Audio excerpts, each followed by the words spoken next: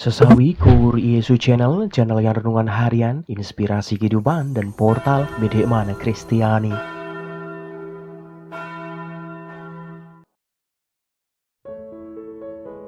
Damai sejahtera beserta kita.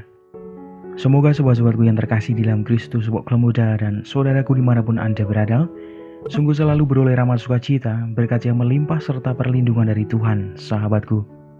Sahabatku yang terkasih, pada kesempatan ini, pada hari Selasa, 3 Oktober 2023 ini sahabatku, pada pekan biasa yang ke-26 ini, kita mau bersama-sama merenungkan firman Tuhan dari Injil Lukas. Mari sahabatku. Tuhan beserta kita, sekarang dan selama-lamanya.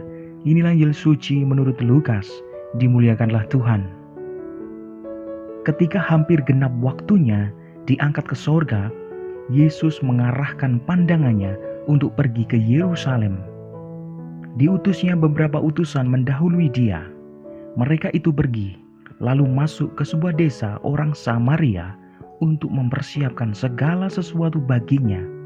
Tetapi orang-orang Samaria di situ tidak mau menerima dia, karena perjalanannya menuju Yerusalem. Ketika dua muridnya, yaitu Yakobus dan Yohanes, melihat hal itu, mereka berkata, "Tuhan, bolehkah kami menurunkan api dari langit untuk membinasakan mereka?" Tetapi Yesus berpaling dan menegur mereka, "Kalian tidak tahu apa yang kalian inginkan. Anak manusia datang bukan untuk membinasakan orang, melainkan untuk menyelamatkannya." Lalu mereka pergi ke desa lain. Demikianlah sabda Tuhan. Terpujilah Kristus. Sahabatku yang terkasih, kita mungkin sangat begitu mengenal dari kisah yang sangat begitu populer, yaitu orang Samaria yang baik hati. Sahabatku yang terkasih, pada kesempatan ini Injil Lukas menampilkan versi lain orang Samaria, yaitu sosok yang menolak kehadiran Yesus. Lukas menampilkan seorang pribadi yang menolak kehadiran Tuhan di dalam hidupnya. Sahabatku yang terkasih, mungkin sahabatku yang terkasih, kita mempunyai banyak begitu pengalaman, duka yang tidak bisa dipungkiri kita semua sahabatku.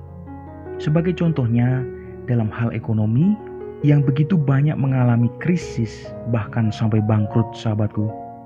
Mungkin sahabatku yang terkasih, dengan iman kita banyak yang mempertanyakan, mengapa Tuhan membiarkan saya jatuh, saya bangkrut? Lalu kita bertanya lagi, di mana kuasa Tuhan?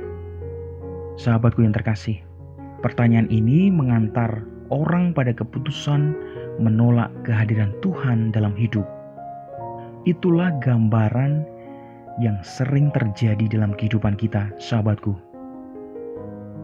Sahabat-sahabatku, Yakobus dan Yohanes memberikan reaksi terhadap orang yang jelas-jelas menolak kehadiran Yesus dari firman Tuhan pada kesempatan ini.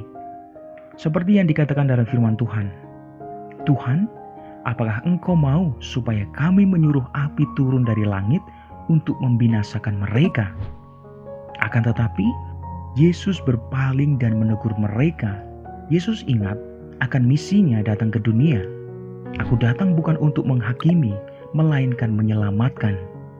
Keselamatan orang-orang menjadi prioritas misinya, sahabatku.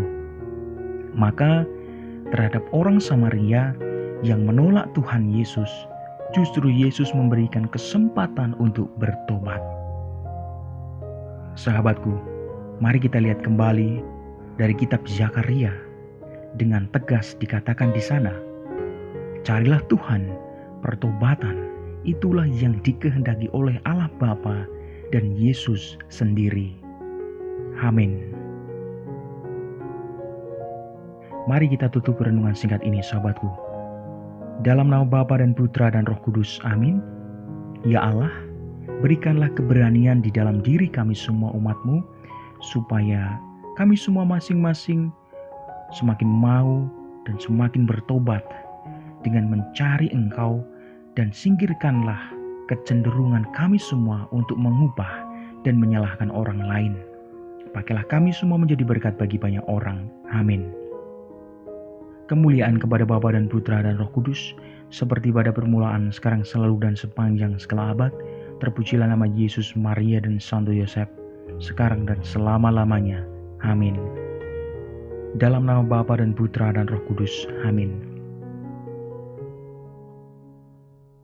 Sahabatku, terima kasih banyak sahabatku, kita boleh bersama-sama belajar pada kesempatan ini. Sebarkan video ini supaya banyak orang semakin terima berkat dan terima rahmat sukacita.